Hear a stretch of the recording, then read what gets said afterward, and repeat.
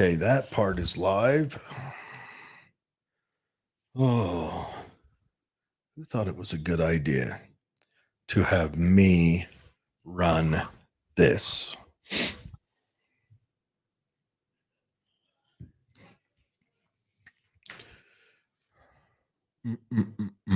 All right. And I am live because Holly is not here today. So we're going to get crazy. And I've got to do all the different sharing and stuff still. So bear with me while I make small talk while I do that. And we get spooled up, see what's going down, what's going on, what is the deal. Yeah, that's where we're at.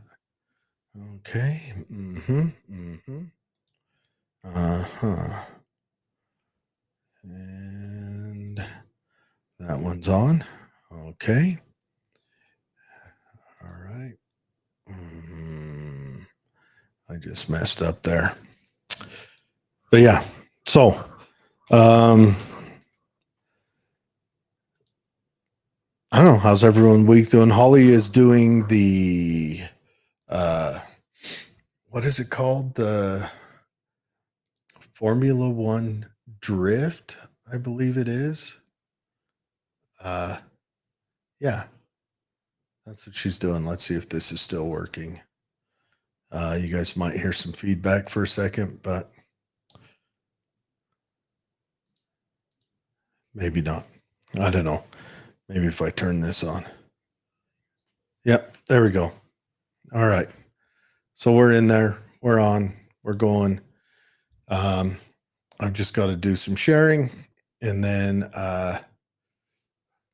all that gloriousness will happen.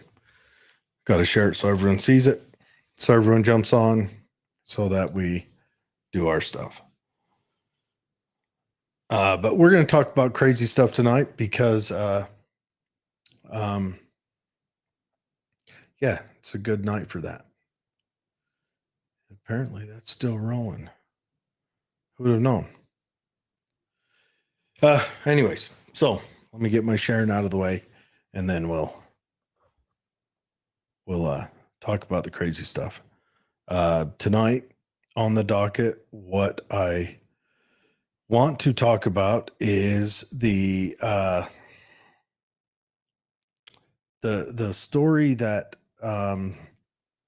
a gang has taken over Aurora, Colorado, some apartment complexes, and I don't know exactly all the details. I've just seen bits and pieces push through here, and it's kind of crazy, kind of close. It's a Venezuelan gang, and I'll feed the name out here in a minute, but group I'm on is chatting hard about it, and I don't know, is that something that is going to be kind of a part of our future from here on out? You know,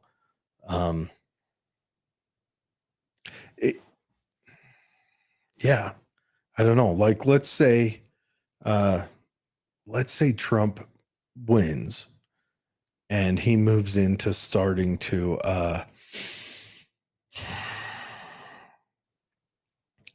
deport, round up at least the bad elements. I mean, will it get crazy then? Will they start getting erratic and everything else while that goes on? I don't know. Sorry, guys. I'm filling this in real quick. But yeah, it's. I just want to. I kind of want to talk about that. Be a quick show tonight. Just something to fill the time, really, when you look at it. And I'm almost there. Sorry. Apologize for all this sitting around watching a guy wearing his rebellion shirt because Holly's not here tonight. And so I get to talk crazy and be crazy. And we can go wherever this goes tonight for the time that we will be on here. We're almost there. We're almost there. We're getting closer. I really need a producer, you know? I really need someone to come in and do all this background stuff that I am doing. And let's all face it, I'm not very bright. I'm not quite the individual that you would want running a computer thing. Okay, that's it. Okay, all right, we're in. All that's done. We'll check on everything else. But anyway, so word is that a Venezuelan gang, and here's the question.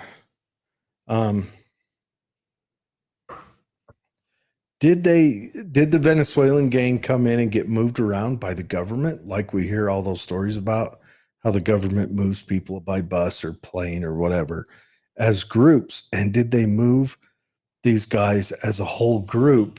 And they get there and of course, if they don't get separated and if they kind of get their way, they're going to feel kind of,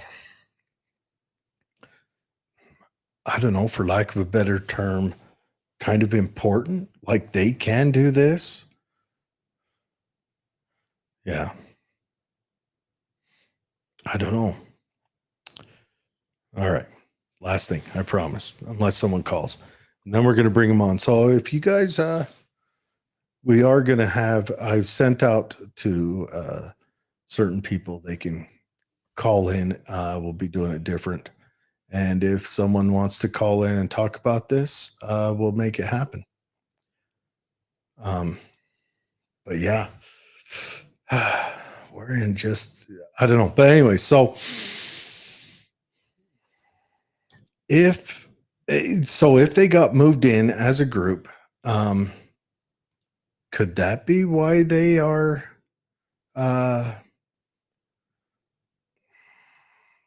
why they're doing this? Why they feel so free to kind of take over a place? I mean, that's it's just crazy to me. You know, it's insane. And now I just pushed a button that might kill our live.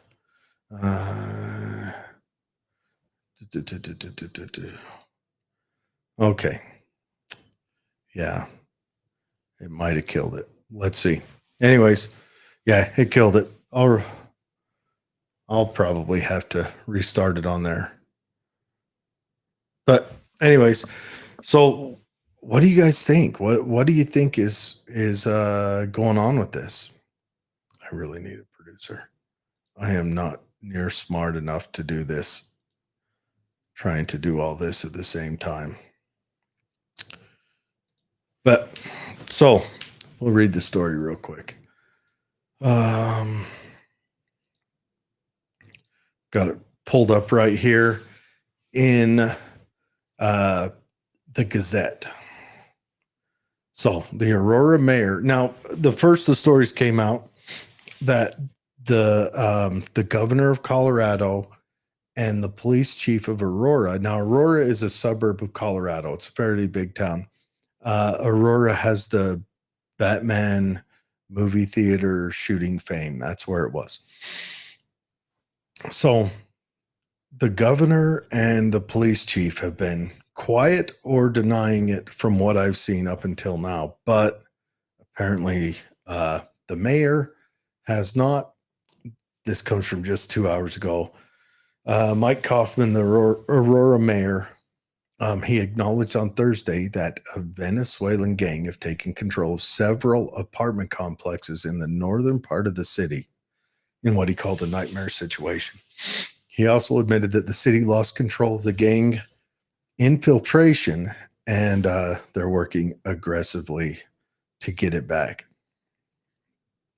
But he pushed back on the national media's recent portrayal of an entire city being overrun by gangs. Now, I want to say this wouldn't be the first time that gangs have overran a city, but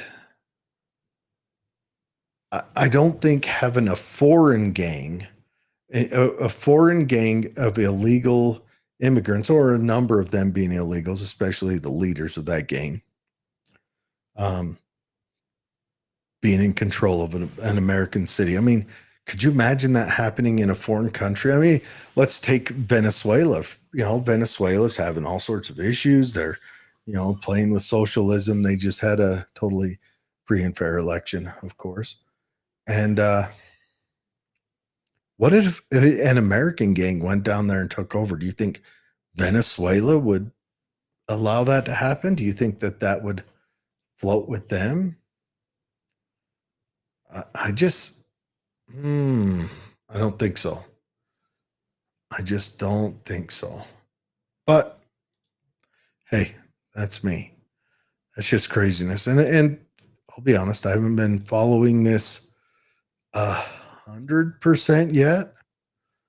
But I don't know if anyone knows any real information about that. I would love to hear it. I really would. Because all I'm seeing is what's fed to me from the news, and that generally, well, we know how the news goes. It's not always as perfect as we'd like. But yeah, I don't know. How do you deal with that? I know Colorado.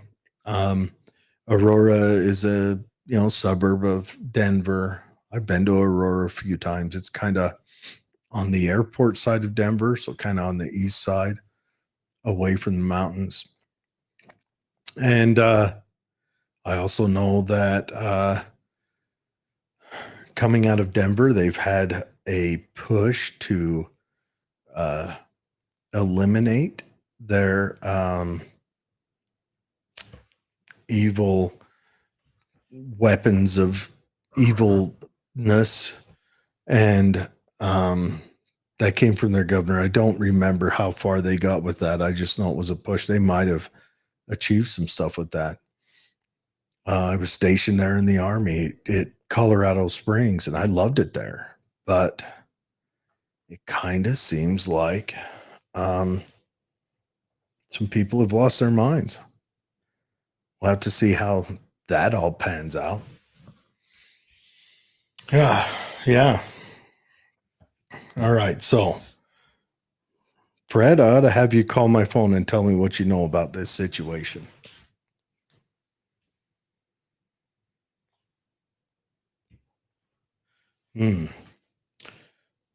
Yeah. Call and tell me what you know. Fred's one of the guys with good contact for this. But all I know is what I've been reading about it. And it's just crazy. And there's been a couple people. There was one guy, I read a story.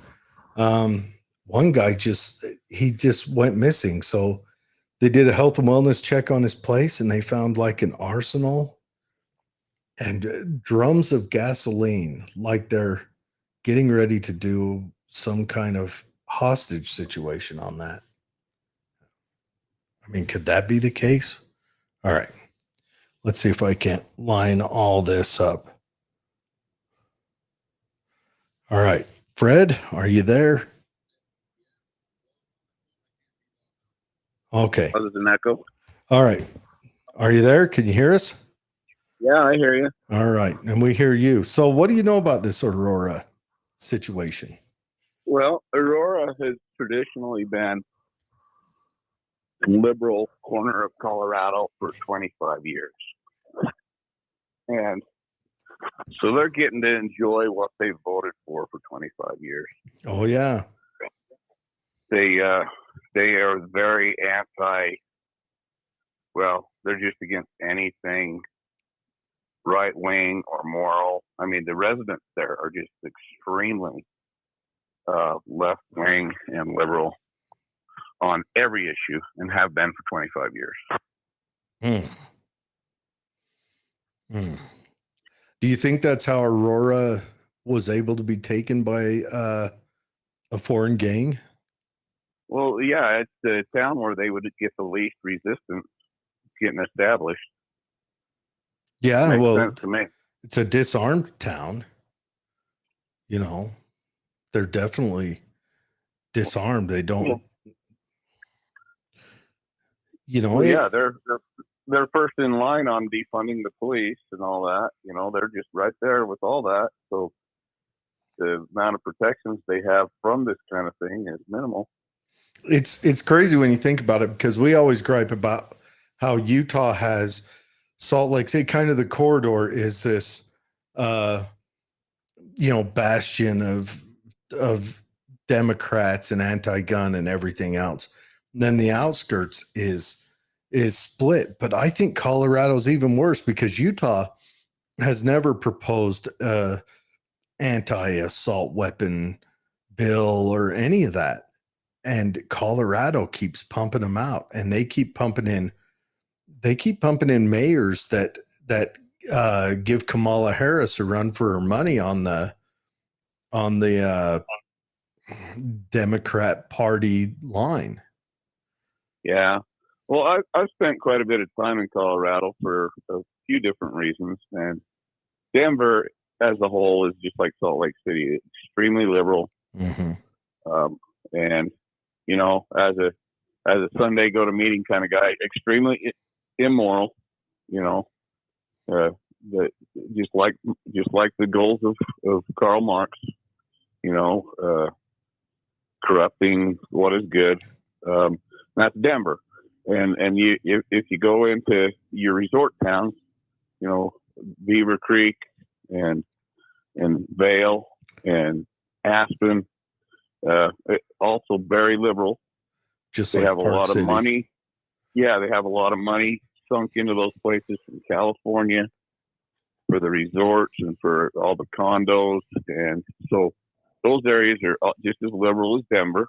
Now, if you go north of Denver, you got Greeley, and you got the towns that go all the way up Highway 25. Fort Collins. I mean, Greeley is. Fort Collins. You get a lot less. You get more, farmers and stuff. You get more of your right wing type soul of the earth people, but they're just outnumbered. Yeah, same if you go south. If you go down to Colorado Springs, Trinidad, that's kind of a weird place. For a while, I don't know how it is now, but when I was there, it was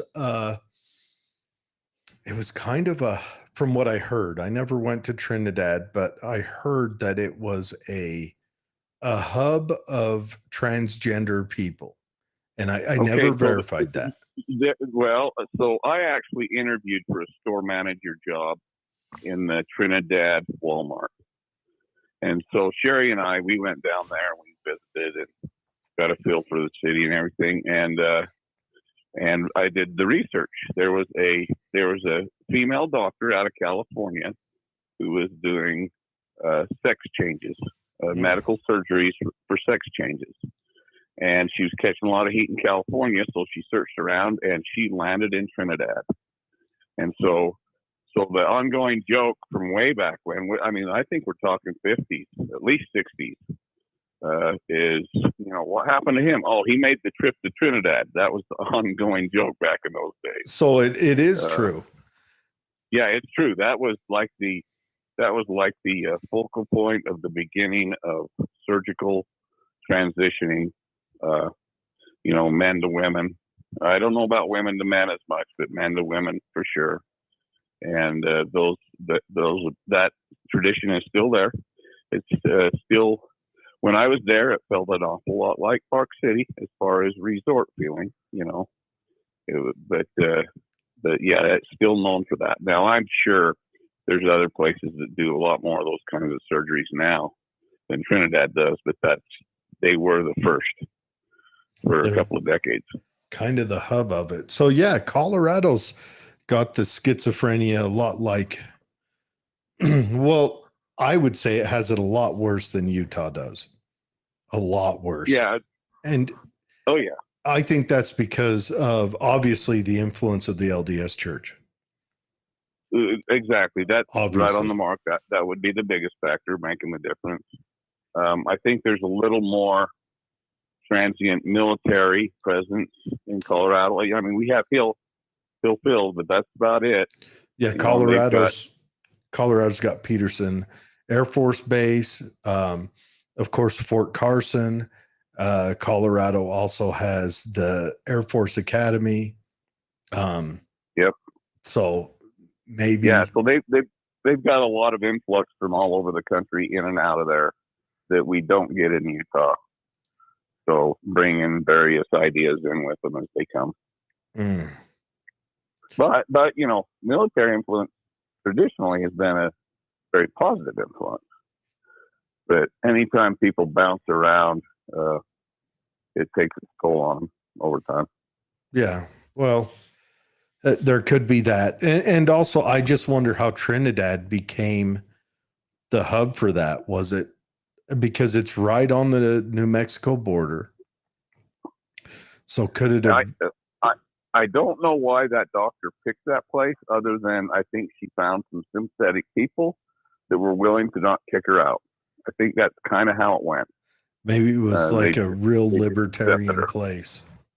Well, and it's also not a big town, so it'd almost be like, not like Moab is now, but like Moab was 20 years ago. It was small, and so was Trinidad.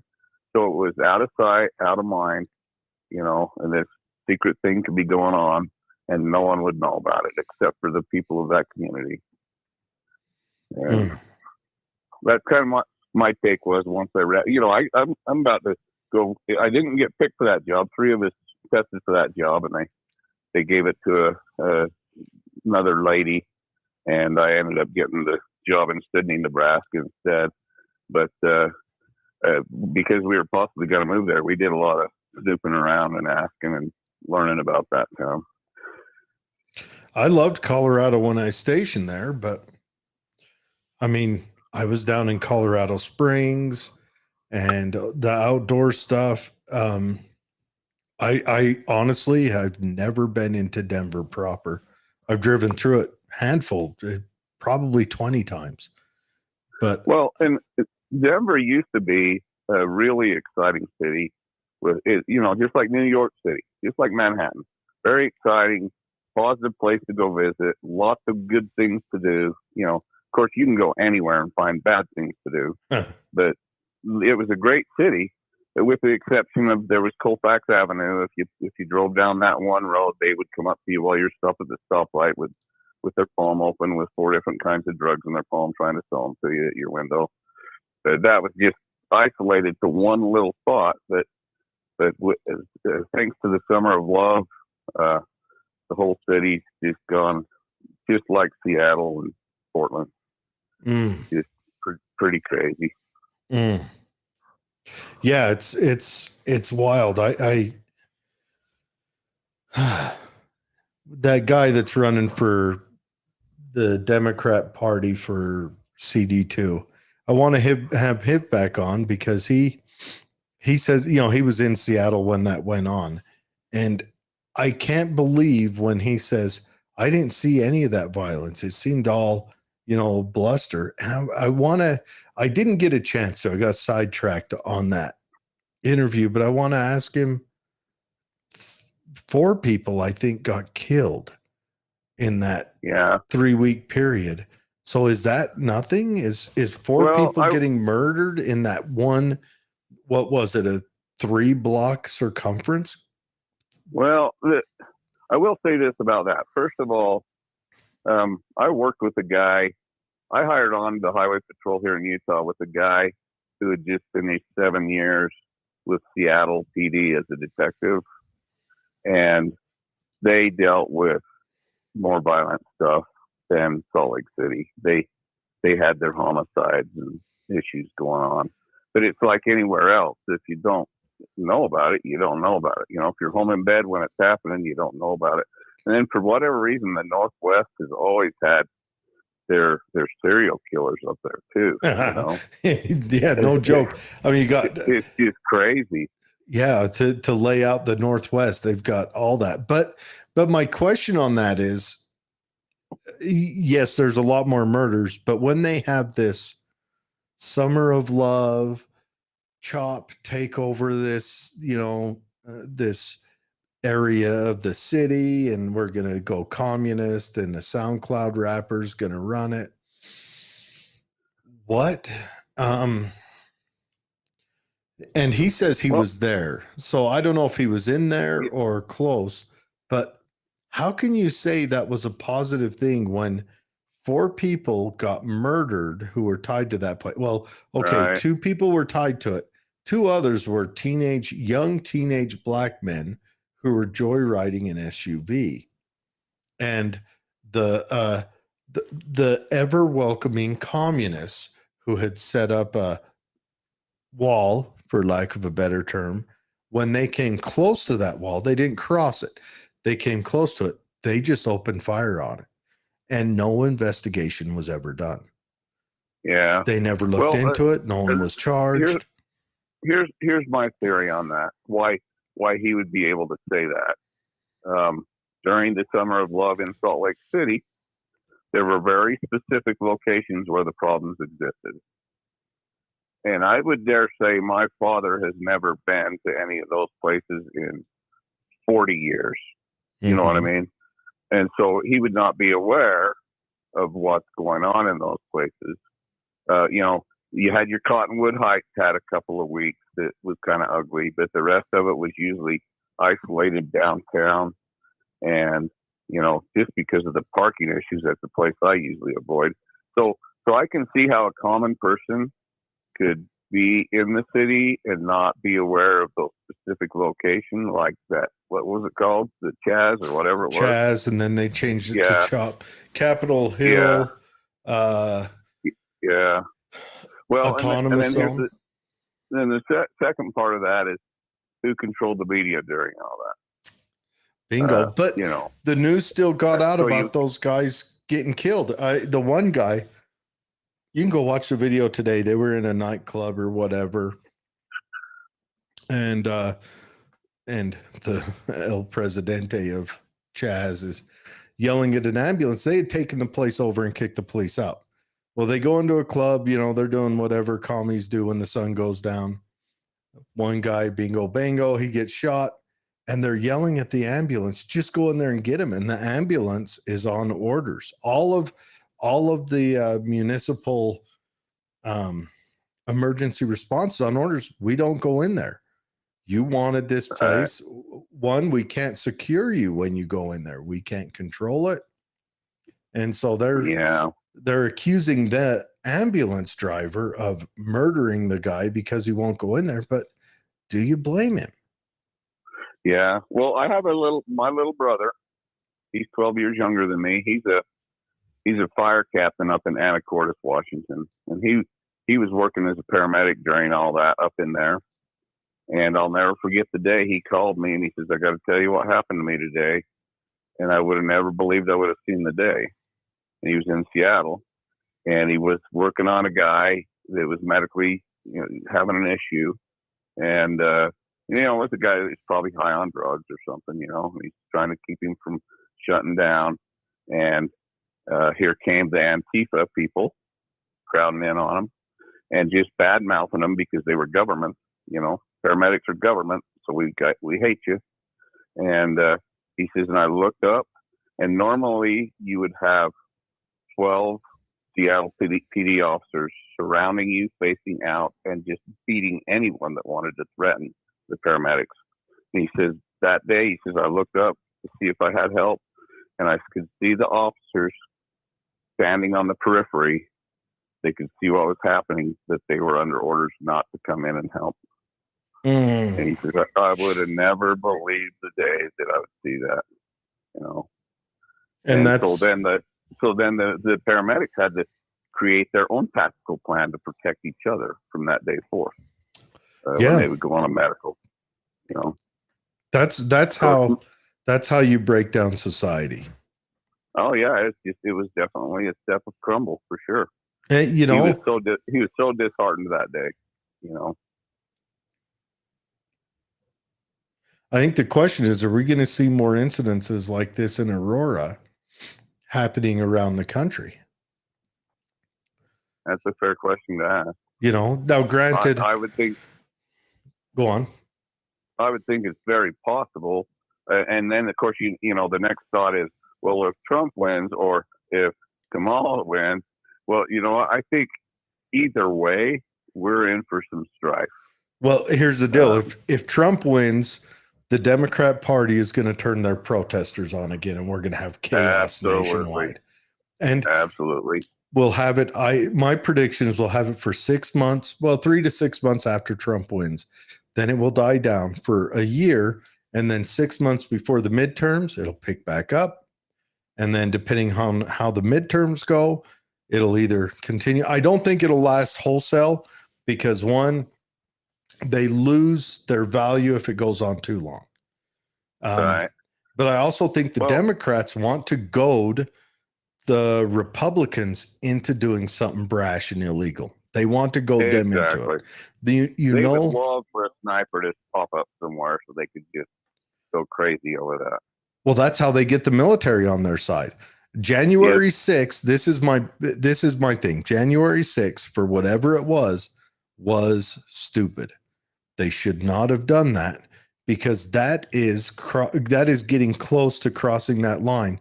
Because right now, the thing I think that would save the conservatives and the right is that the conservatives and the right has law enforcement and the military, the junior military. Of course, we know Millie is studying Marx and wearing dresses in the night, whatever. I don't know what it's doing, but and that's all because Obama through the early 2010s washed all of the conservatives out of the field grade staff. Then he washed out some. He sure did. Yeah, some 149 field grade officers. We're talking colonels and that. He washed them out. And so any idea that comes out of that now is all of the progressive officers that were left. So he took a non-political military and made it political. Honestly, that just makes me sad because they took the people that had been providing our national security for decades out of there and threw them away. Makes me sad. They did. And so now we've got Millie and all those guys in charge who are utter failures, and these are guys that were at the time. I mean, Millie, I'm sure, was a colonel or maybe even a 1-star at the time. And colonels that were conservative and that got washed out. So we're left with that. And so we move on. And so back to January 6th, that was an instance that would come close to putting the military wholesale against, not on the side of the Democrats and the progressives, but at least to where they looked at the conservatives with caution. And that's a concern because right now, go on. All they needed was something that kind of looked kind of like that, and then they just created the narrative they wanted. Insurrection. That was no insurrection, but they got to call it that. They got to label the incidents with federal crimes, 30, 40 years jail sentences. That gave them permission to call it whatever they wanted to call it. And they sure did. Well, they did. Now, don't get me wrong. In my mind, I'm a 22-year police officer. It really ticked me off to watch those Capitol Police not take their nightsticks out and beat people as they're trying to come in. Well, I would have. You wouldn't have come in my Capitol if I was working that shift. They let them in. Yeah, well, not to offend any former police officer friend of mine, but have you seen the video where the Capitol Police pop off a premature errant OC gas onto the other side of the protesters, which drove them towards the police? There's a video of it. Yeah, I've seen it. Yeah, that was FUBAR all the way through. Oh yeah. And very suspicious, and everything about it is suspect. Mm-hmm. And it is Washington D.C. It's not Tooele, Utah. So being able to trust what's going on there is difficult. Yeah. Yeah. We've got to, I don't know. We've got to figure out how to shut off the spigot to the media. That definitely needs to be done. That if we don't shut off the spigot to the media, I think we're in for a world of hurt. Yeah. Well, here's the other thing is as one thing I noticed, and this is just kind of me watching trends, but I've noticed that these professional protesters, the ones that are funded, by your Soros and the Klan, Mm-hmm. they are fair weather protesters. When that temperature drops below 40 degrees, they slow down their protesting. And in the springtime, when it warms up, they ramp it back up. They don't like standing out there and freezing their butt off. They like it comfortable. And the other thing I noticed here in Salt Lake City is the funding. The way that works is they would pay for hotel rooms for them and give them a couple of meals in a restaurant per day. And it made it really easy to recruit college-age kids, especially those that weren't college students, because who doesn't want a couple free meals in a restaurant and a nice hotel? And for the boys, all the girls they could hang out with, and for the girls, all the boys they could hang out with. I mean, it was just, who wouldn't do that? And then a stipend, to get paid X amount of dollars to go out and act like you want to just be, crazy, Well, that's what I was going to say. They pay them. Recruit. Yeah. And I noticed in Salt Lake, when they quit funding that, they just went away. Well, yeah. It was all about the influx of money. They have to go home. Yeah. You can't stick around. Or go to the cities that they were continuing to fund, which is what kind of happened. And that funding seemed to travel around, didn't it? It traveled around with them. It did. It was really interesting for me today that I saw they brought in a group of Antifa from Portland to join the Antifa that was here in Salt Lake. And there was another group that flew in from New Jersey. They had a different color beret they were wearing. So you had Antifa from New Jersey, Portland, and Salt Lake City, all in the Pioneer Park, downtown Salt Lake. Yeah, I can't remember. It was to commemorate something. It might have even been trying to get the Juneteenth thing up and running. It was around that time frame. But yeah, it was pretty crazy. See, I never went near any of that stuff. I'm a firm believer in the not going to stupid places part of the education we both partake in. And I'll tell you, I got emotionally charged up. So I was like, hey, if the police aren't going to stop this, I will. Me and my buddies. Mm-hmm. But I have seen the errors of my ways and realized, after watching January 6th, that I could be sitting in a federal jail cell right now. Yeah, I mean, how about how those guys wrongfully charged with something? Those guys are getting run through the ringer, thrown in solitary confinement for a year, for trespassing charges. Well, how the federal system works is they put you in jail, and there's no such thing as speedy trial. It takes forever. If you plead not guilty, you're looking at 3 to 4 years before it goes to trial. Well, they file this motion and that motion, and usually they use that as an opportunity to cut you a plea agreement. Well, yeah, they want to break you down, so you just and it worked. Plea into it, of course, because they don't want to. It worked for them, especially on January 6th. Imagine had everyone been able, all of the people accused, been able, one, to have their constitutionally provided rights. But imagine if they all gang together and said, look, we'll have this trial, but we need to have discovery. So we need all the videos from in there to go through our lawyers, which, our lawyers, whatever, will get them security clearance so that they can, view those videos, even though there's not, it's not like it's a secure place like the videos. They don't need a video for a skiff or something. Yeah. It's Well, the ongoing joke back when I used to work with the DEA and the FBI is they were very proficient at getting information from you as a local law enforcement officer, but they would never give you information. That's right. They just would. It was a one direction flowing bit of information, and so that's why it's just right on cue that they don't provide videos, they don't provide laptops, they don't, they just sit on it, and it's like it's culturally indoctrinated in them.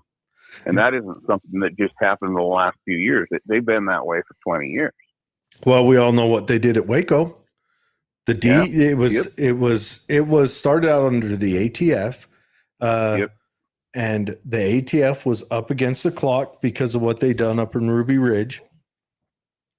So they were getting ready to have some of their funding pulled from the government, or the Congress was voting on it. So they're like, oh, we got to have something big and flashy. So they go down to Texas. Oh, he's selling illegal guns. Well, every gun he was selling was permitted. They were 100% legal.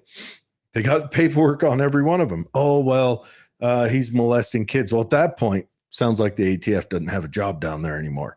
That sounds like a job for ORS, or not ORS, Child Protective Services of the state of Texas. But the ATF kind of hinted to the sheriff they were going to do this. The sheriff says, no, I know the guys personally. I'll give him a call, have him come down. Oh, well, just sit on it. So they don't tell the sheriff about their raid. That morning, I forget the guy's name. He runs past their safe house every day. He goes for a jog every morning and runs down the road that leads to his compound and turns, and their safe house is right on the edge of that road every time. And so they wanted the flashy news. So I guarantee they called the news because the news was out there in the beginning. So, yeah. Why? The federal agencies like to make a bigger deal out of things than what they should be. But they sure did it with this guy in Utah that they came and killed, Oh, yeah. There were so many smaller ways that could have been handled, and so on and so forth. That's one incident of many nationwide. They go in and somebody's protesting at an abortion clinic, so they're going to do a raid on their freaking house. Are you kidding me? Yeah. He was saying prayers loudly in front of an abortion clinic. Yeah, the horror. We didn't want to go in. The only people we went in on was like white supremacists that said, if you arrest me, I'm going to kill 5 officers, or somebody that our CI said they have shotguns staged at every door and every nightstand, and something extremely dangerous. We didn't want to just go in on some goofy little case. Yeah. We had a matrix. And if we didn't have 5 check boxes, we didn't go. It wasn't an entry. Yeah. Yeah. That's 100%.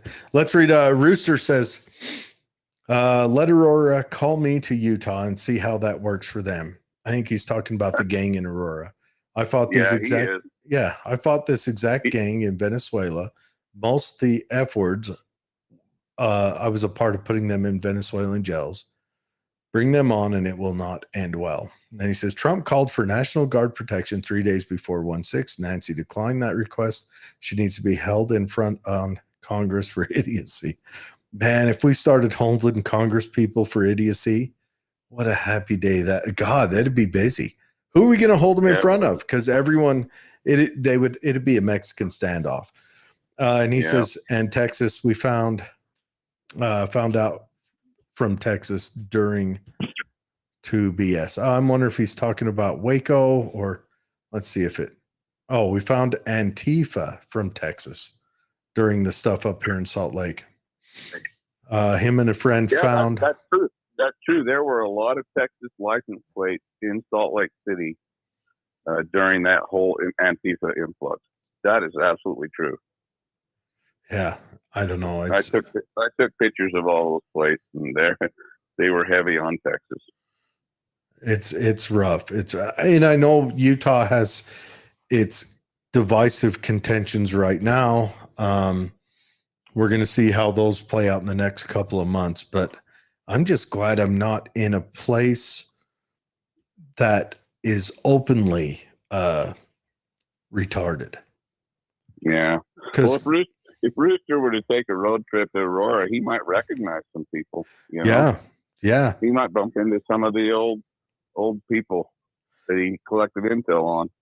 Yeah. Well, I would love to have see if I had my druthers, I would go with Milei and Bolsonaro as a joint presidency of the United States right now.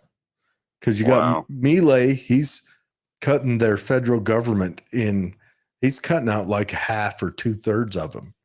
And Bolsonaro is locking up all their criminals. Now, I would like to see if Bolsonaro will go for their organized crime, such as the banks and that. But he did make it so that it went from the most dangerous country in the Western Hemisphere for the last 20 years to pretty much the safest. I mean, people can now work. They can do their stuff. They can start a business. They can own things. They can live a good life. Yeah. And that's because of him. Know, as I look at our country right now, there's lots to be concerned about.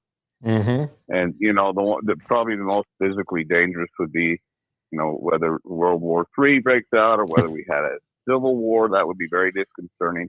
But the one that I think I'm most afraid of is financial collapse and deep depression. Yeah. Where large masses of people have nothing, and then that forces them to look for help. And the communists would love to offer that help, And now you've just recruited how many millions of people to follow your cause. That's the thing that worries me the most. It is okay. When I look at, I even said this to my brother tonight. We're on our way home from, we had to go into Salt Lake. So needless to say, I was at Pucker Factor 14 all day just because I don't like the traffic. I don't know. I like the restaurants. Yeah. That's all they offer. But anyways, we're talking about it. And I'm like, whenever I look out over a city, I wonder, I feel like the economy is all a facade. Yeah. You know what I mean? I do. When you start printing money, you have the debt we have. How real is it? Well, when you print money and then you overregulate that restricts certain markets and all that stuff, like I've griped about this 1,000 times, like the housing market, all that is built now, new house-wise, is these $600,000 McMansions. They're huge, starter home has 7 bedrooms and 3 bathrooms, and and it's 2,500 square feet. And I'm like, why aren't they building a starter home, which should be 2 bedroom, 1 bath, right? That's a starter home. Or I remember the days where people would go build a basement, put a roof over the basement and live in that for 2 years. And then they'd go vertical with stick, with the stick build after that. Well, and of course, I'm sure most of your cities have outzoned that. But I mean, that was a great way for people to get their first home. Well, it's not just that, but just for the developer to cut the land, just for him to drop a bucket into the ground and pull up that first piece of dirt, he has to pay 20 grand to the city. Well, so let's say you're in the market and you want to build a $200,000 house that's 2 bedroom, 1 bath. You're a developer. You want to build it and move on, right? Well, at $20,000 loss immediately, banks are leery to loan out where there's a 10% haircut right in the beginning. So they build a house that's bigger so that it has a different percentage rate on that haircut. Yeah, my first house that I bought, my very first home ownership, I put $5,000 down on that house. Yeah. That's all I needed. And back then, I mean, that was pretty rough. Well, yeah. But that's all it cost me to get in my first home. a different world now. Oh, it is. It is. We're drowning. We are. You got the automobile, the car market. We're drowning with that. You've got, I mean, just everything. Yeah, you got to get a mortgage like loan to buy a nice vehicle anymore. Oh, you know what? Nobody would bat an eye if you bought a 4-door car for $50,000. They think that's normal. It's pretty normal anymore. What in the world? And forget about buying a 3/4 ton truck. And I think my parents paid $30,000 for their home. Oh man, how would that be? Yeah. Back when I was like 3 years old, my dad built the house there in Payson, and their loan was $30,000. We're drowning. Rooster says, I and a friend found more Texas license plate than more than any other state. And he says, so let's end them here and now. I agree. He says financial decline is already happening here now. When gold passes stock market equals recession. Yeah, that is true. There's other measures too, like when here's some crazy. These are just measurements off of previous civil wars and revolutions. Yeah. When the average marriage age hits 28, you're heading towards a civil war. Our average marriage age is 29. Wow. And it's just little things. Yeah. Peter Churchin, he's a guy who drew up a computer model that measures this from previous Civil War inputs. And he's saying we're due. It's coming. And what is stopping it, I guess? I guess we're just waiting for that little bit of trouble. So we're breaking records in this country right now on the amount of credit card debt that's taking place. Oh yeah. So people can't afford to live, so they're going into the credit card. Well, that glass house will shatter eventually. You know, you get to the point where now you can't pay your heat bill because you're paying too much into your credit card payment, and bankruptcy is your only option. And, you know, you get a large percentage of this country in that. And that is a mess that, you know, won't when somebody files bankruptcy, they're not paying off their debt. Yeah. So somebody that rightfully was owed money just lost all that money. You know? Yeah. I'm talking about businesses more than I am financial institutions, but even financial institutions, unless they're predatory lenders, deserve to be paid back. I don't know. It seems like we're in I don't know. We're in trouble. Well, I've kind of gone through a little season of, you know, I let all this really get me down last couple of years, but I'm more in the mode of doing the best I can to prepare myself, my family, but enjoy what I can of life while I can, because I might not be able to. Yeah. You know, in the future. And so that's kind of where I am now, and I'm a happier guy for thinking that way. Good. You know, spending time in the mountains, spending time with family instead of fussing and fretting and getting all pissed off about all this. Well, and that's the thing is you want to, spending time with family.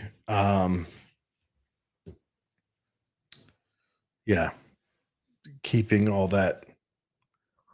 I don't know. And it's probably a good idea now that we build those family bonds stronger, because if things go awry, we're going to need family and friends. Yeah. Enjoy a sunset, you know, make the most of what we do have, and then, and prepare. Oh yeah. They always say prepare for the worst and hope for the best, you know? Yep. And you know what? I'll tell you what about people though. We're tougher than we give ourselves credit for. Look at the Great Depression. Those people were tough. and they did without for many years. We are capable of more than we think we are. As long as there's not like a nuclear bomb kills half of us or something. Or just take out the power grid. I wonder. I'll bet. Well, the projections are if you took out the power grid, we'd lose 2/3 of the population in a year. Yeah. The cities would die. Everyone old would die. Everyone diabetic would die. Everyone reliant on. I've got family members in my family tree that if they didn't have their insulin, I have a grandson that has to have twice a day medication for his kidney transplant. Oh, they would not survive it if they can't get that medication. And there's a limit on how much they're allowed to stockpile. I'm always trying to tell them to do so, but yeah, it just, I don't know. It feels like we're finding ourselves worked into a pickle, doesn't it? It does, yeah. And we keep electing. I refuse to make it. I refuse to let it make me sad. I still gotta enjoy the beauty of the world. No, don't let it make you sad, but let it make you aware. Yeah. I don't know. We keep electing, like, I feel like we're held hostage by this two-party system. And no offense to anyone out there, but I think both parties are your enemy. Well, they're both compromised, that's for sure. But not just compromised. Let's say they're not compromised, but they're selfish. Like, I don't think either party wouldn't hesitate to sell you out to make their party a little stronger, to have just a little more power. In both parties. There might be individuals in each party who are good, like, don't get me wrong. I think Bernie Sanders believes his BS. But then you got on the other side, you got like Rand Paul and Thomas Massey. I mean, those guys are earnest and honest and intelligent, but on the whole, I think the party system, I think that's our biggest weakness. Is the party system, where the party system just chases power and it'll do anything to obtain it. So I think I was in high school or maybe early college years, and Utah was having a congressional race, and there was a young lady, last name Green, running, and they were talking about how she didn't have enough money raised to be successful in her race. So she went to her grandmother and borrowed $5 million. And I remember when I heard that on the news, I thought, these people don't even live on the same planet as me. Where are you getting $5 million? I don't have anybody I can go borrow $5 million. So how can they represent and lead me? They don't even think like me. They have no idea my daily challenges. Because her biggest challenge was, I need $5 million. Right now, my mind's running. I'm like, if I had to borrow $5 million, who do I know that I could go to? I actually know one man. I'll bet I could go to. I work for him. Oh, okay. There you go. My boss is a very wealthy man. But would he borrow you $5 million? He's a businessman. He'd say, "Okay, so how are we going to write this up?" Tell him you're running for office. In other words, how am I going to get my $5 million back? Tell him you're running for office. Yeah. Rooster says, I wasn't on when you announced your guest.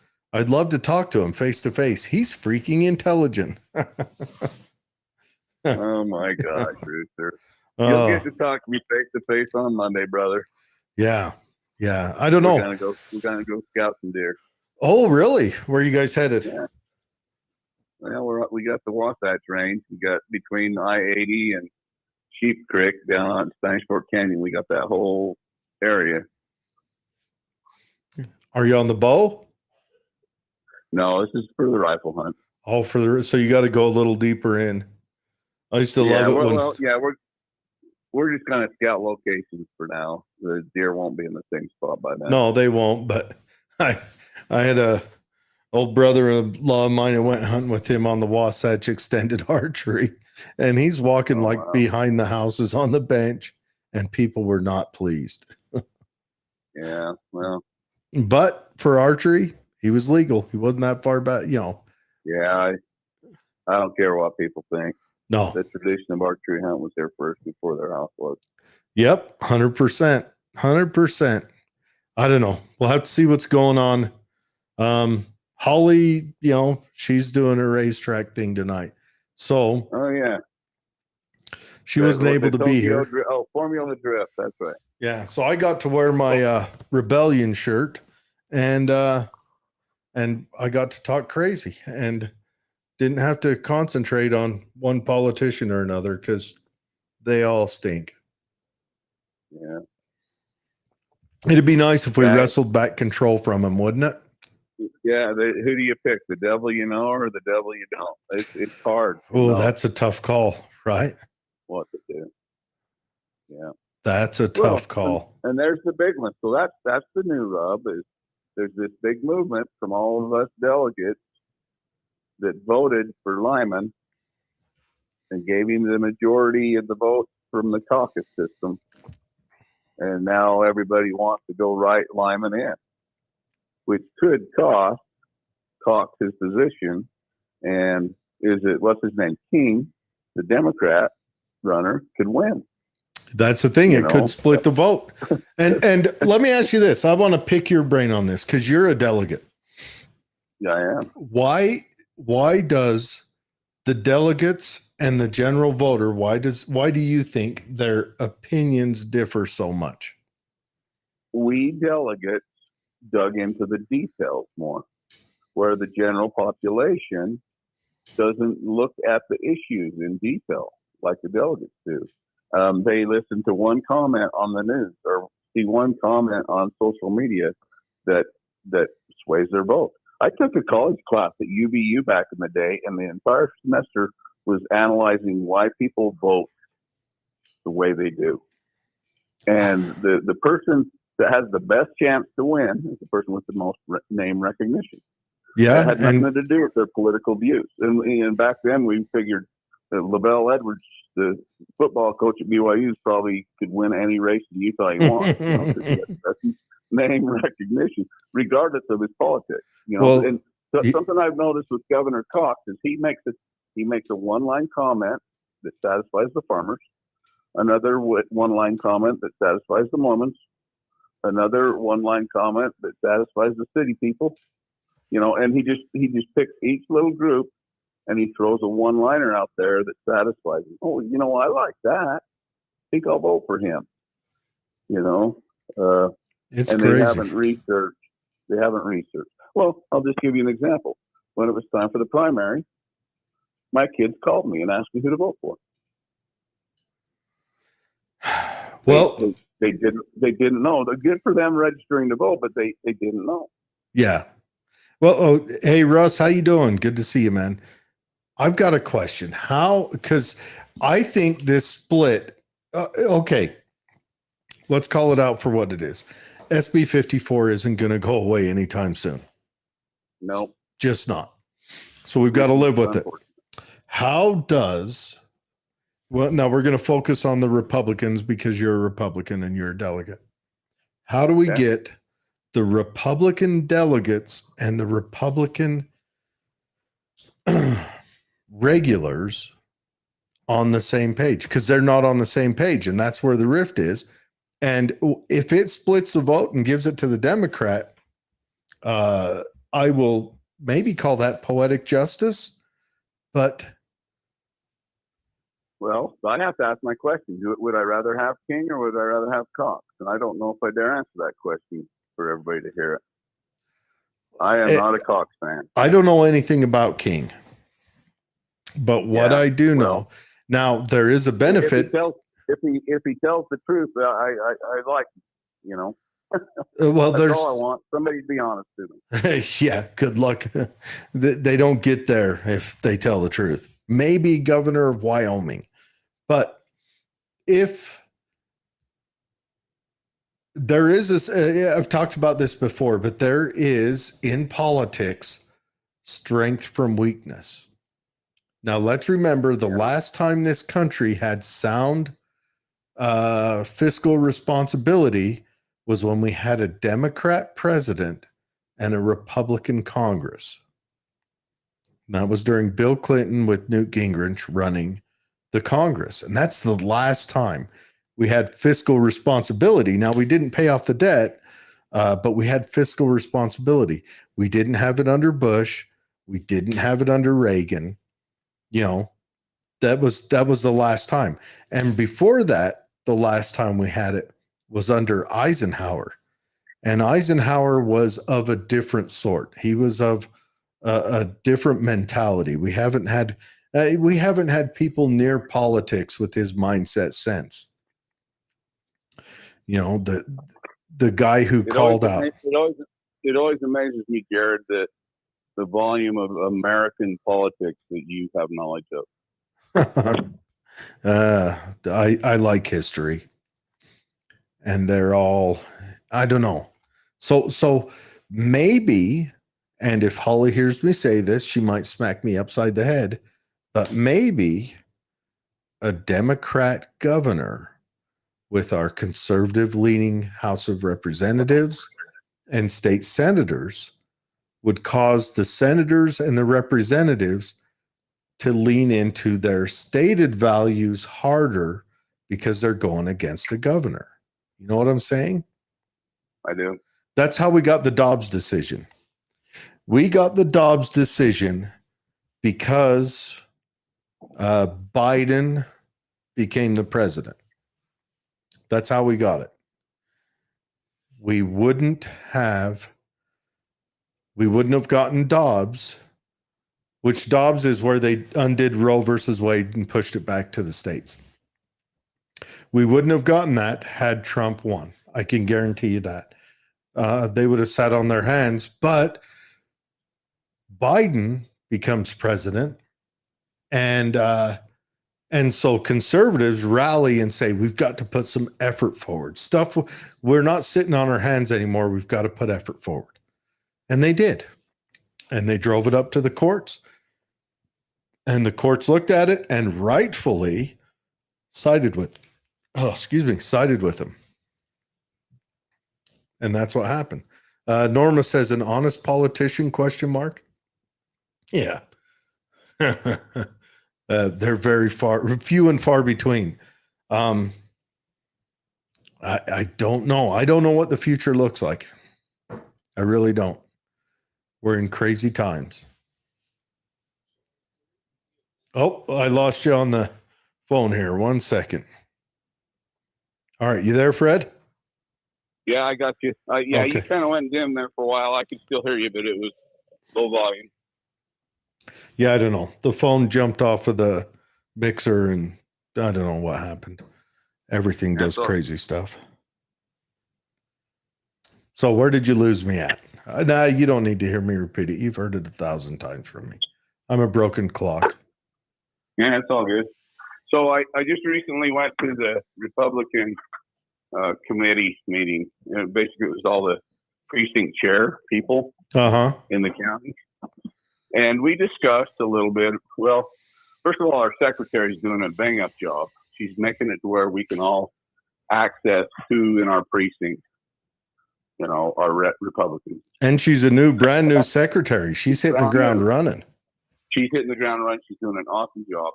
And in my mind, when there's a problem, I always internalize, okay, what can I do? So in my mind, the thing I didn't do the last couple of years that I would like to do next year is better communicate with every member of my precinct. Yeah, that is true. I think. And that goes back to your question, what can we do to get the two on the same page? The common people, green arms, whatever you want to call them, and the delegates. Well, I think the party needs to put together a website that's a knowledge page, just an information page, non-biased information about the candidates from the party. And then the precinct chairs go to that page, find their guys that's running in their districts or whatever, print out all that information. And I think the precinct chairs need to get representatives, get people who want to help out, delegates, if you will, and have the delegates all go around and part educate and part get a feel. And then the delegates see one of the problems is the delegates always go in there voting their conscience, and they're not often enough.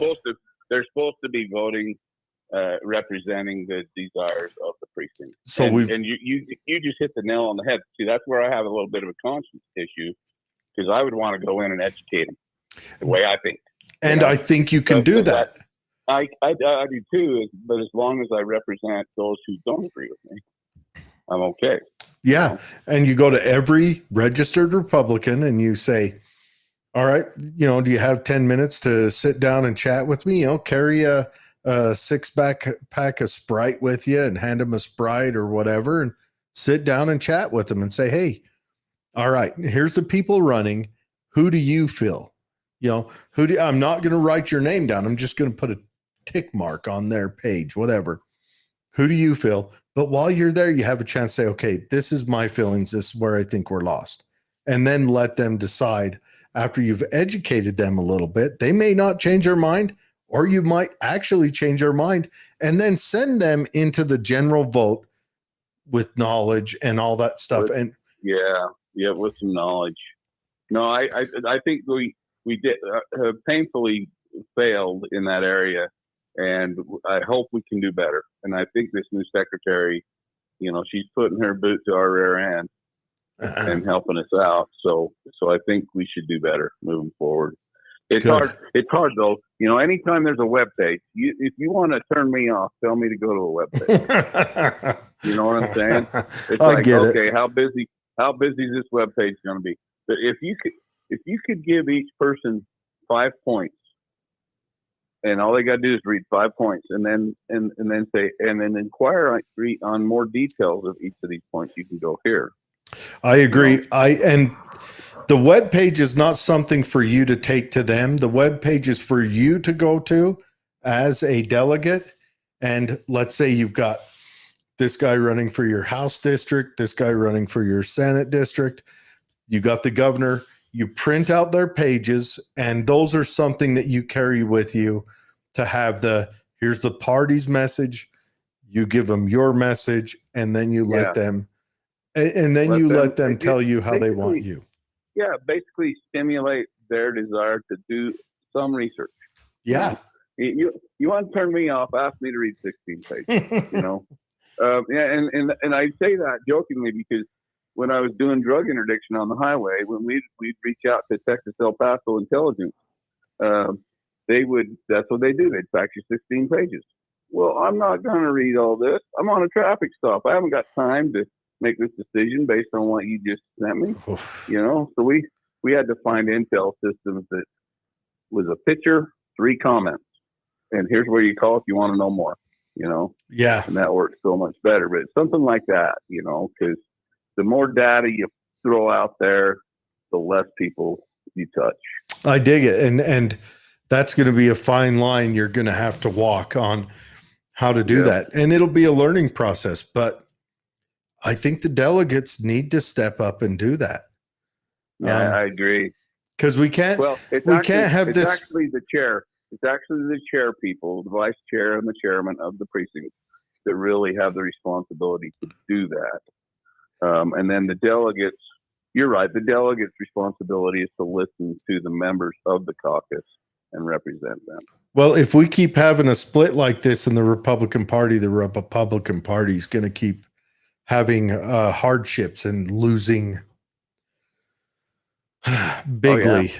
What just happened with Cox and Lyman is very tragic for the state's Republican Party. Very tragic. It is very, very damaging and actually risky to the party, because both are, I don't know. Well, let's lay it down like this. Let's say the Democrat wins, and let's say the Republicans in our representative houses start fighting hard for legitimate fixes, right? And so they get them. They get them on housing.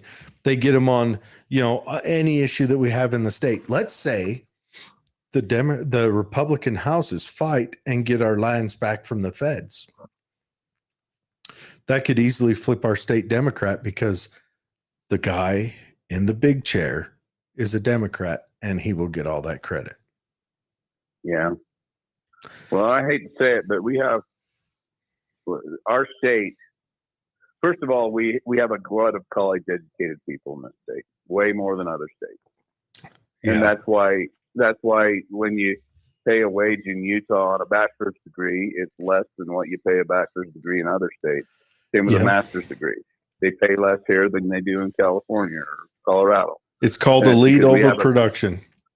Yep, we have a glut of college-educated people, and now the problem with that is our colleges have indoctrinated our students. Now, I am one. I have my bachelor's degree from BYU, but they have indoctrinated for years a lot of this globalist type thinking. Yep. And so many of the Republicans in this state are bluer than you would think. They are in their thinking. Yeah, they're urban. Yeah, they're urban Republicans. Yeah. And I've said it before. It's called elite overproduction. It's another one of the tick marks on the road to civil war. That's the real reason why the French had the French Revolution, was because elite overproduction. Remember, Lafayette led part of that revolution. That is a very interesting revolution for sure. Yeah. So, and it happens all over the place and all the time. And that's what we're staring down the barrel of. Well, I keep hearing, and I listen to a couple of different podcasts that are probably more right wing than either of us has put together. But the question that keeps getting floated out there: are we going to have a World War III or are we going to have a Civil War? Well, I would prefer World War III over a Civil War, because then those of us that would be killing each other in a Civil War would have to band together to do well in a World War III. It's a tough question. A civil war has a possibility of correcting the wrongs that our government is heading down. Yes, but at what cost? And at a huge cost. At a huge cost. But World War III has a very strong possibility, if we go off history, of making our government more globalist. Just like the previous two world wars did. Yeah. Both of them made them more globalist. I mean, remember World War I, we were knee deep in the Treaty of Versailles. And then and then we went on to World War II. And what did we set up after that? We set up this ultra regulatory state. We set up the CIA, the NSA, all that crap, all the stuff that is on a daily basis subduing your birthright to a constitution. Every day they're doing that. They're subduing it. They're breaking it. They're breaching their oaths every day. Yep. Rooster says he thinks I look sexy in my Hawaiian shirt. Thank you, Rooster. Right on. I go for sexy. Settle down, Rooster. Settle down. Oh, but yeah, that's what we're looking at. So that's the question. If World War III popped off, I think the chance to wrestle back a free America is gone. Yeah. Okay. I didn't say I was going to be positive and happy. All right. So have you heard the latest in the Navy? They're looking at decommissioning 16 ships. Really? Because they can't recruit the sailors to swab the deck. No, the boatswain's mates are gone. Yeah, and so one of the first places they'd be moving ships from, aircraft carriers from, is the South China Sea.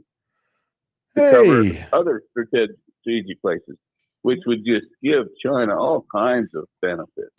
Works out perfect, doesn't it? Against Taiwan, against everybody. I mean, it's just more of my good little national security world getting smaller.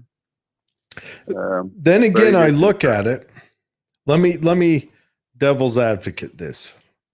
China's on the brink of financial collapse. They're worse off than we are. Good. And I look at it, if I go into my crazy conspiracy mind, and I'm like, what if we let China keep acting a fool and assaulting Vietnamese ships, Vietnamese vessels on open waters, and cutting into Taiwan and doing all that? And we say, what if we let Southeast Asia put China in its place? Maybe Well, if it here's starts my- popping off, those 14 ships we're decommissioning, maybe we could sell them. Philippines buys one, Laos buys one, Vietnam buys two. Vietnam, no one knows about this, but Vietnam and China have been exchanging lead. People don't know this. I didn't know that. And it's been going on for years. So That's crazy. we sell them to India. You know, we're decommissioning the ships, but let's get a little bit of tax benefit out of them. Right? I know I'm a crazy person, but let's. The direction this world's going into. Wow. You know, and people call me a crazy isolationist, and no, it's our job to keep the world safe. It's our job that every time we go out with this idea that we're going to push democracy on the rest of the world at the point of a gun, the Ranger subcreed, death from above, peace by force. We're going to go out and do that. Why is it every time we do that, we have to give up a little bit of our liberty here? Yeah. No, I agree. I think we should become a very selfish country. We're number one. We're first. We protect ourselves above all else. Yeah, we'll sell you whatever you want. Yeah. If we can't afford to protect somebody else without costing us, then we don't do it. Yeah. That's where I am. Yeah, and that is the sole reason why I'm not a Republican. The sole reason. Actually, I was a Republican, but I gave it up because of that reason. You researched more what a Republican says and what a Republican does more than most people. Yeah. I find myself aligned with the Republican rhetoric, not the Republican actions. Yeah. And I want the 100%. Republicans to live up to their rhetoric. And I like what you say about libertarian, but I'm not. There's certain points on the libertarian world that I just can't quite accept. But. Oh, I get it. Believe me, I'm with you on that. 100%. I'm not a libertarian either. I'm an independent. I'm completely independent, registered independent. I live my life as an independent. Yeah. And yeah. I want states' rights. I think the only way we're going to save this nation for another 50 years is if we lean into states' rights. I could not agree with you more. That is exactly what we need to do in this country. Yeah. And if the states can't agree, then I guess we're going to split up. Yeah. So be it. Yeah, we'll have a divorce. Those states will be there, and we'll be here, and that'll be our new boundaries. Yeah, we need to have a divorce with no alimony or child support. Yeah, and of course the rub on that would be who gets the military. Who gets which piece. Well, that could get really super ugly. They wrote that into the Constitution. Educate me. Well, the Constitution, if you read it, it allows to have a Navy. That's it. Gotcha. So you revert all, let all the National Guard deal with all the Army stuff. Let the Navy, let the coastal states deal with the Navy stuff. We could have complete states' rights and deal with it and manage it and get along with each other and ditch the Commerce Clause and stop any protectionist laws and just growth and prosper. You know, why doesn't the US build the best cars anymore? We need to work towards that. Yep. Imagine what our Best cars would be like. Best cars, best steel, best agriculture. Yeah. You know, best energy. Yeah. You know, we are just loaded with energy opportunities. But no, the global warming people, you know, good grief. They're globalists. But what would it look like if Lockheed Martin quit building, quit an economy of destruction? Because remember, when you buy a Lockheed Martin product, it goes real fast, then it goes pop, and that money went away. What if Lockheed Martin built personal vehicles? I would like to see what a car from Lockheed Martin would look like. They put all those engineers and they say, we want a UTV that'll get you anywhere. You know, we want these things. And then maybe we would fulfill the cartoons of the 50s and 60s and our cars would fly us to where we're going. Yeah. Instead, we've turned ourselves over to this military industrial complex that robs us blind at every turn, that just costs us money and freedom and liberty and quite honestly, self-respect. And we've turned it over to that, and we're all losing. Yep. Greed. We are victims of greedy people. We sure are. And they're smart because they've got us all convinced that their greed is the right thing for us. Right. When we decided to invade Iraq in 2003, we cheered it on. Yeah. When they wrote the Patriot Act, we cheered it on. Okay, you just struck a nerve with me. I have to confess something. You know, as a law enforcement officer at the time, at the peak of my career, when they passed the Patriot Act, I thought, thank heaven, now we can get in and do some criminal interdiction. You know, that was my first reaction. And boy, have I seen the error of my thinking. It's tough, right? What an infringement on our rights in a huge, colossal way. Yeah. You know? Yeah. What would it be? Here's one simple change. What if the first 2 days of post was just discussing and getting brainwashed about Blackstone's law? What would that look like? What would it look like, the law enforcement officers coming out the other side? That you would have police officers that fought for the people. Yeah. How wild would that be? Well, I got to tell you, it felt that way when I started. You know, the officers that I worked with, it was all about doing the right thing, you know, showing up to a bad situation and leaving it way better than when we arrived. And I'm not knocking that. And law enforcement. And now it's all, you better not do different than we told you. Yeah. You well, know, and that's there was no discretion. Well, also law enforcement's up against a gun. Everyone has a camera in their pocket, and law enforcement's trying to figure out how to navigate this new world. You know, I was okay with the camera. What I'm not okay is teaching officers to be informed on each other. Oh, yeah. Yeah. I mean, you know, there's a place in the world in our past that did that. Yep. You know, not Nazi Germany. Yeah. Well, just the wrong way to think about your fellows, you know. I'm going to give you a name, and I want everyone that's listening to this to look this person up. His name is Beria. I've heard that. And he was Stalin's head of the KGB. Gotcha.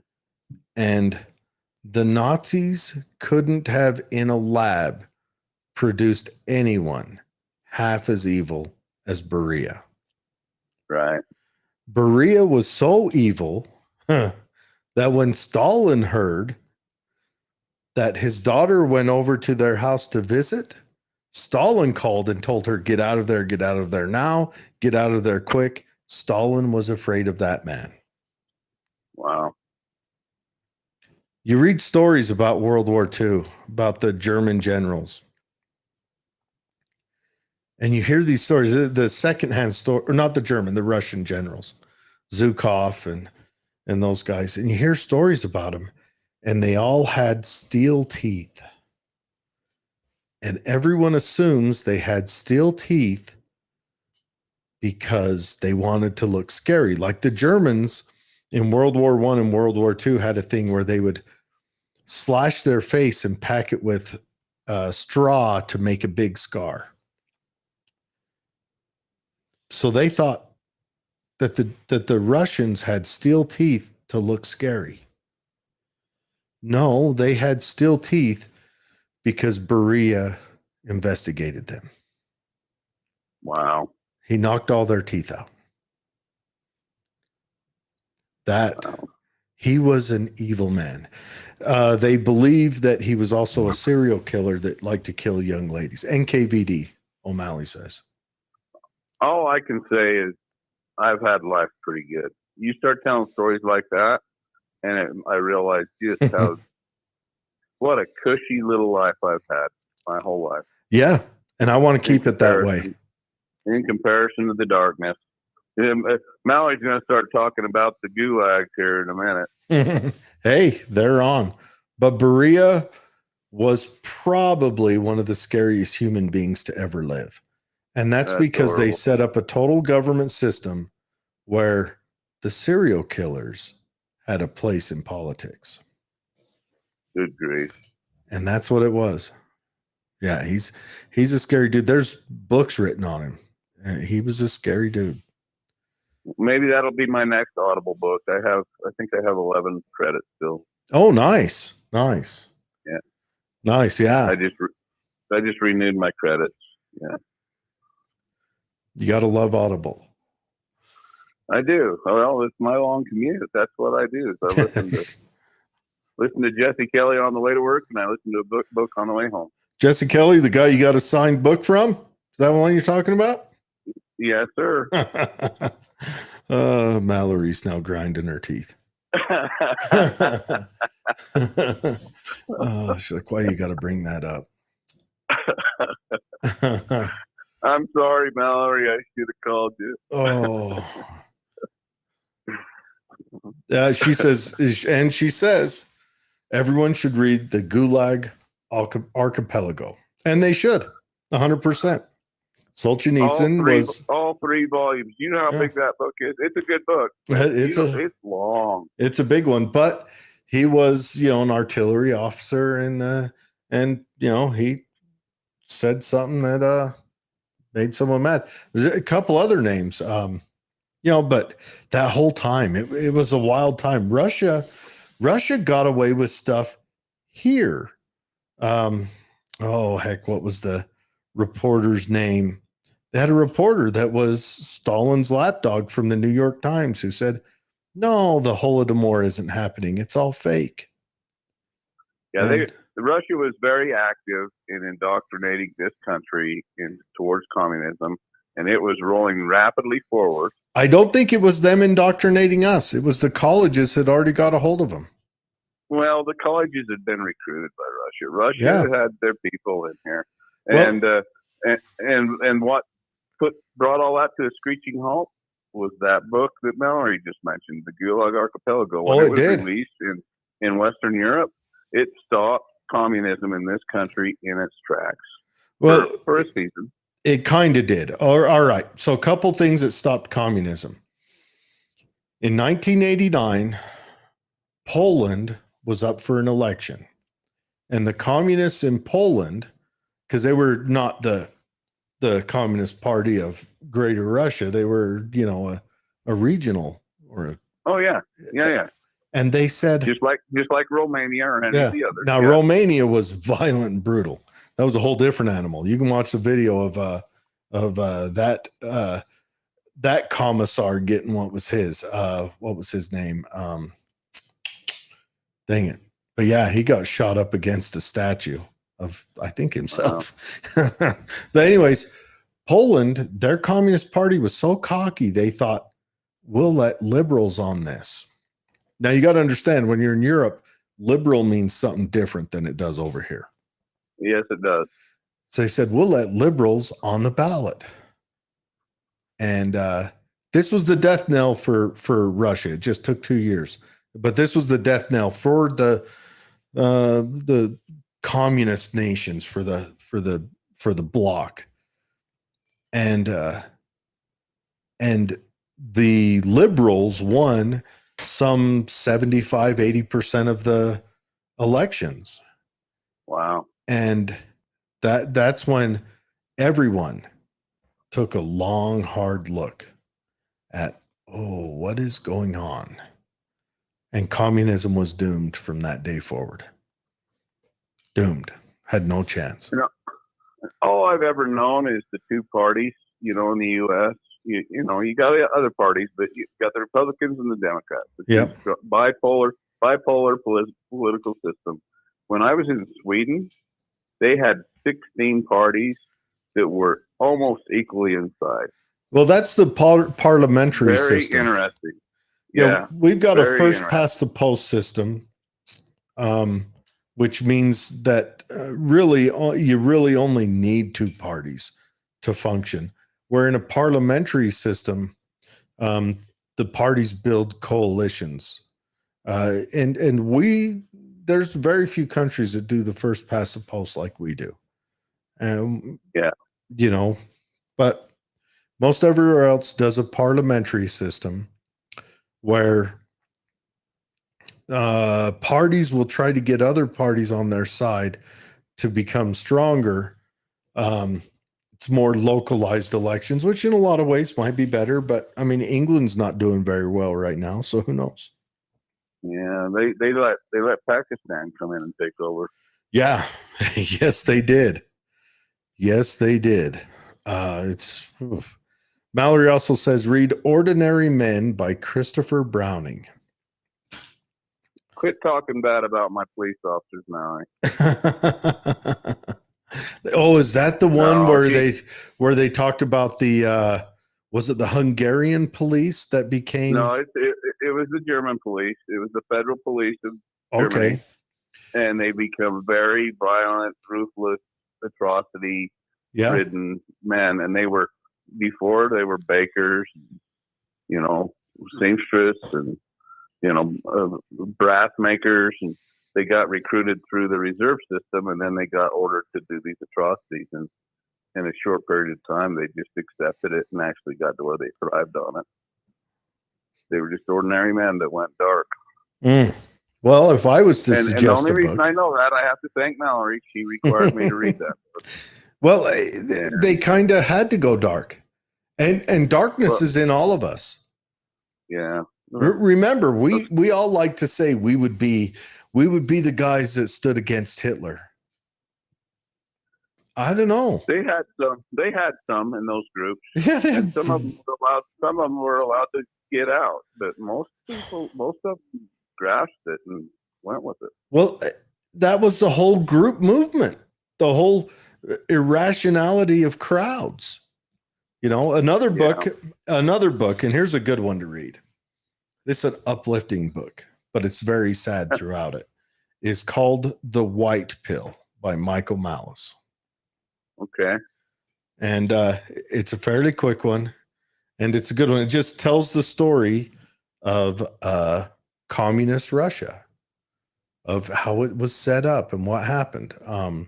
It's interesting.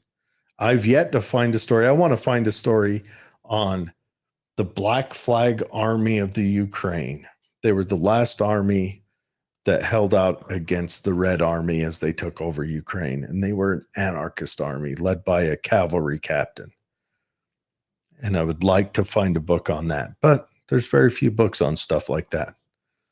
So you said The White Pill, huh? Yep, The White Pill. That might be my next Audible book. Yeah. We'll see. That way you're not taking the red pill or the blue pill or the black pill. It's the white pill, that freedom and liberty can rise.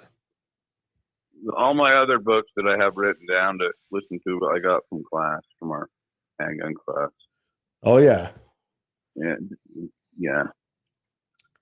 Violence of the mind, deadly force encounters, that kind of stuff. Yep. Yeah. Well, the white pill might be my list. You don't want to swim in those waters all the time. No, I have to. Well, I'll tell you what about the Joe Archipelago. It's 3 volumes, and I'm almost done with the 2nd volume. And I can only listen to it for so long, and it's just too ugly for me. I have to take a month off before I re-engage. You know? Yeah. That's when I lean on that sparkly vampire book that all the teenage girls love. Oh boy. What's that book called? They made a movie out of it. Yeah, ask your daughters. Anyways, no, all right. I know what you're talking about. I've got to throw up a quick ad real quick, and then we're going to close the show down because Ollie's not here, so I can end it when I want. Let me get this. Sounds good. Let me get this shared.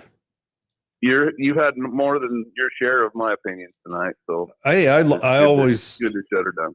I treasure your opinions. I treasure Mallory's opinions. I treasure Rooster's opinions. I treasure all your opinions. You guys are my friend group. You're my tribe.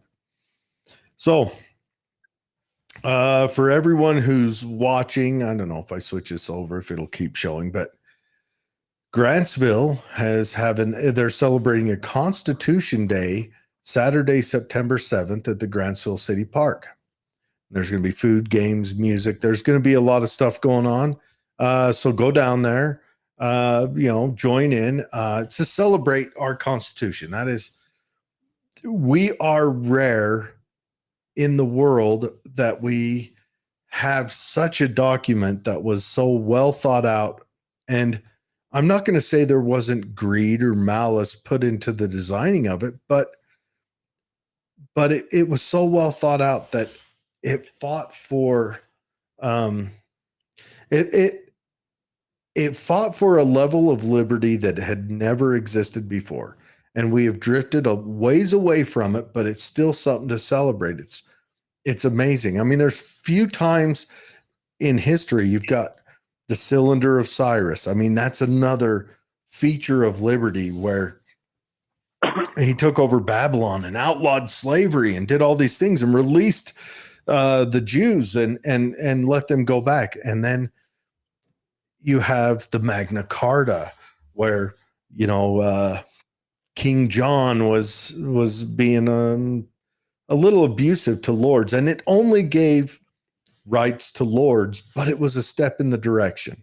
So the Constitution, I think, is one of the ultimate culminations of humans having individual liberty and the ability to choose their own way. And maybe there'll be another one that comes along in a couple hundred years that's going to be another step that really solidifies it. I hope so. I hope we keep having these progressions where eventually we find a place where humans don't have to be treated like insects or ants or anything like that. But it's very interesting to me how much insight they had about our days today. I've always been a big Second Amendment guy, and I definitely had to focus on Fourth Amendment with law enforcement. But now, more than ever, and for the first time in my life, I really understand the value of the First Amendment. It's the most important. I had no idea. It is. It is. The Second Amendment is there just to secure the others. That's it. Yep.